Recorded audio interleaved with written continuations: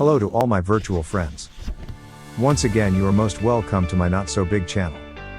This is start of young gun build, and it will be mainly done with my 14-year-old son. I might introduce him more later or then maybe not. But let's put it this way, he is the talented art director I have mentioned before. Today's project is 1982 Yamaha XJ750 Seca. Someone has started to do cafe racer for me, but it has never finished. In this episode we try to get it running, and after that, we do electronics and front brake removal. Last owner told me that he had run this bike last summer. Summer 2021 that is, and he had done carburetor cleanup before driving it. After that, it has sat in his garage, so there is a good chance that this is easy task, or then not. As it seems, it won't start right away, so I do some basic checks. Spark seems to be missing, but I just did bad ground in number 3 and 4 cylinders. For testing I'm using extra spark plug, just to see if coils are good. After I cleared some better ground connection, number 1 and 2 spark plugs gave me good spark. Of course I did not film that. After spark was confirmed, I tried to start it again but with no luck, so I decided to take a look to spark plugs. And while they were looking okay and holes were open, I decided to check compression too. All cylinders were between 8,6 to 8,9 bar, so they were okay for cold engine. Number 2 cylinder has bad spark plug thread, so there is one thing to remember to fix. After I put spark plugs back on and gave it small amount of start time. Brake cleaner it was. It promised once, but nothing after that. So, I concluded that the fault is in the fuel supply. I checked all mixture screws, and they were open bit different from each other. I readjusted them all to 2.5 turns open. I also gave some gentle taps into fuel bowls, if there was something stuck close or open.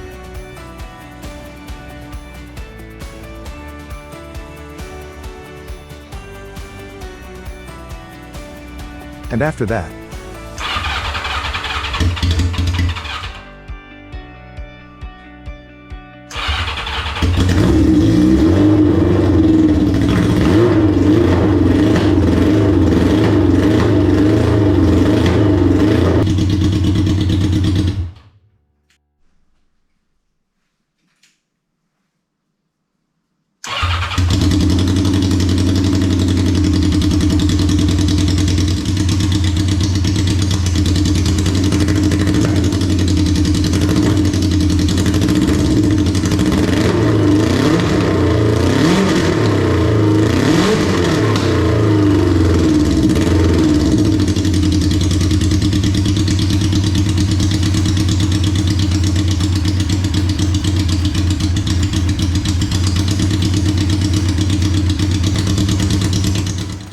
well, it started up, but it runs like shit.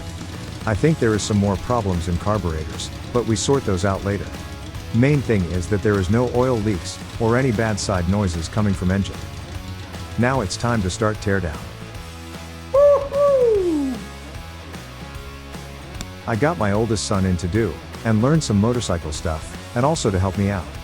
I mainly guided him through steps and gave him instructions as he did all the job. He started by taking off start relay and unplugging all wires from battery tray connectors. Some of the connectors were quite tight, like voltage regulator connector that was melted, so I helped him out with that. Next stop was ignition coils, that are connected to frame with 2 bolts. For me it's hard to just tell what to do, as you can see from my hand waves.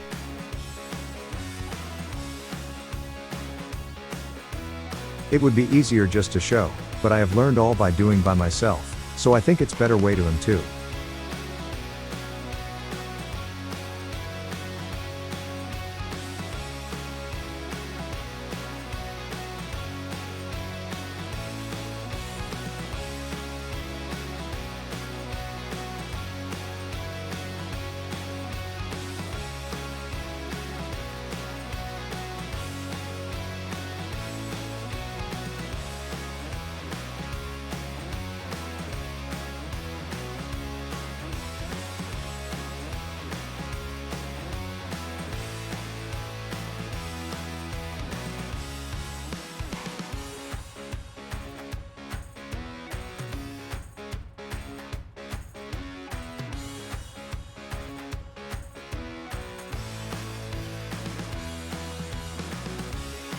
After coils are out, we removed clutch wire, because it was easier to remove lever with it.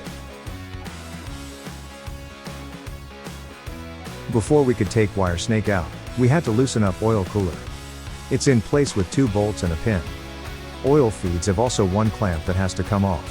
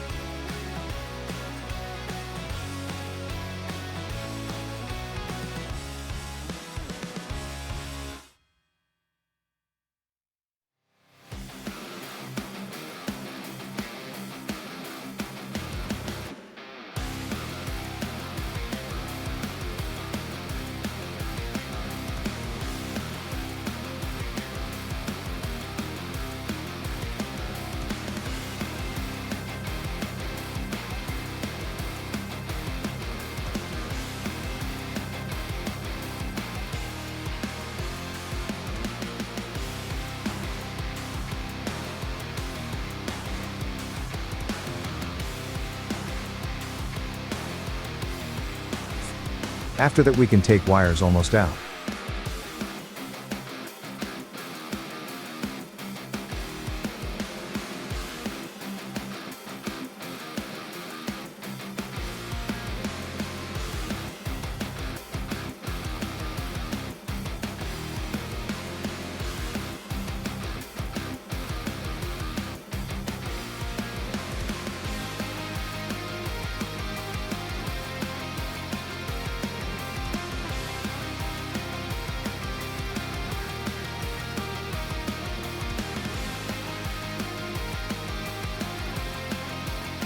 To get them through last section we had to lose up air box.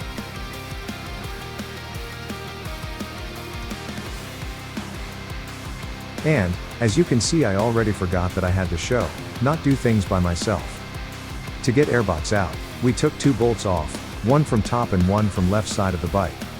We took off also all 4 rubber grommets between airbox and carburetors. This way we got enough room to lower airbox, and to feed wires out from frame.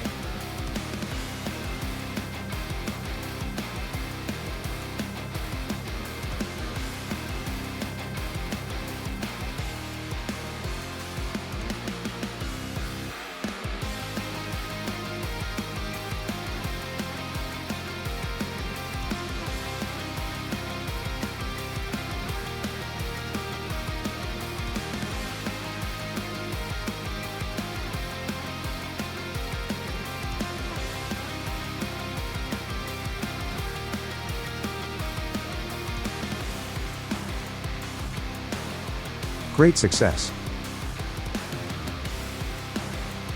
This Yamaha has anti-dive system in front forks.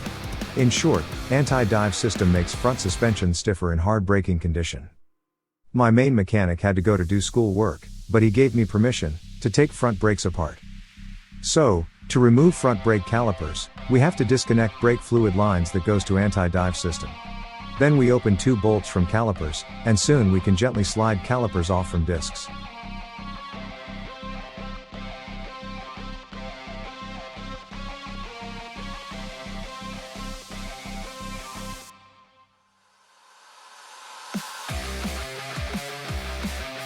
Well, sometimes we have to use our fine-tune hammer. Repeat the same procedure to other side, and last, remove master cylinder bracket from bottom fork triple.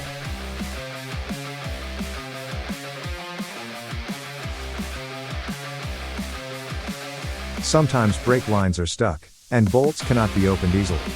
It's good practice to use some penetrating oil, or like in this case, some heat gun action, rather than ruin the bolt head.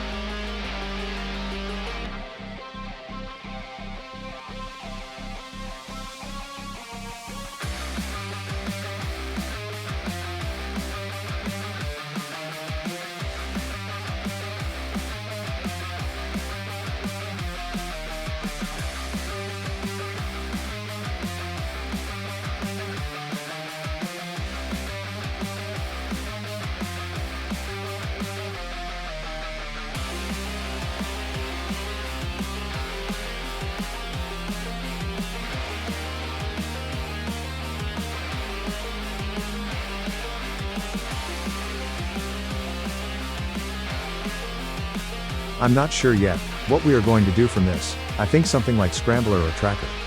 But we will see that in future episodes of Young Gun Build.